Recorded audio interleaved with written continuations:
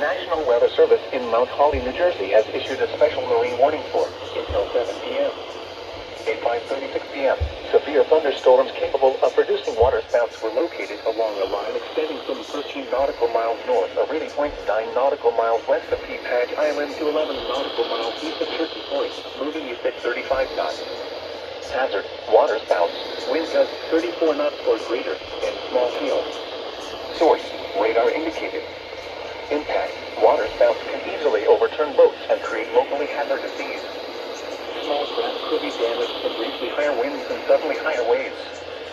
Severe thunderstorms will be near Ruby Point and Peapage Island around 5:45 p.m. Stony Point around 5:50 p.m. Woodland Beach around 5:55 p.m. Sea breeze around 6:10 p.m. A tornado watch remains in effect until 10 p.m. for central and northern Delaware and southern New Jersey. Boaters should seek safe harbor immediately until these storms pass. Wind gusts 34 knots or greater. Small hail, high waves, lightning, and heavy rain are expected with these storms.